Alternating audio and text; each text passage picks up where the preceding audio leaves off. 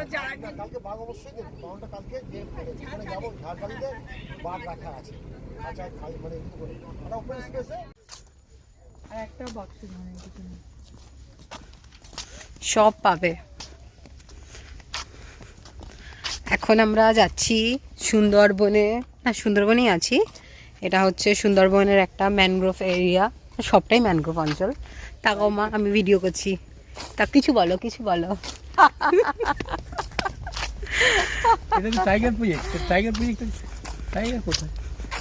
চলছি তো চলছি, হেঁটেই যাচ্ছি, কিছু দেখা পাচ্ছি না, চারদিকে হচ্ছে গাছ গাছ গাছ। মাঝে একটা গরুর মতো দেখতে হরিণ দেখেছিলাম, ওটুকুই। সাইজে গরুর মতো হয়। হ্যাঁ মানে হরিণ হচ্ছে গরুর মতো সাইজের একটা হরিণ, এটা হচ্ছে কি মোদ্দা কথা। বাবা তুমি কি বলবে বলো, আর একটা ভিডিও বানিয়ে দিচ্ছি, বলো বাবা বলো। চারদিকে গাছ আর গাছ, বাতাস, মামার জুতো।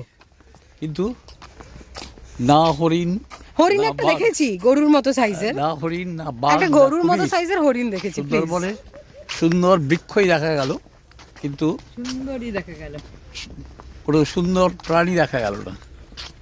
ঠিক আছে, বাঘের আশায় রয়েছি, তাই জন্য হৃষ্টপুষ্ট চেহারা নিয়েছে, লাভটা কি হলো বুঝলাম না। একটাও বাঘ আমি দেখতে পেলাম না। হরিণ দেখেছি, হরিণ তোমাকে পাত্তাও দেয়নি, কুমির শুয়ে রোদ পুষিয়েছে, ব্যাস এটুকু।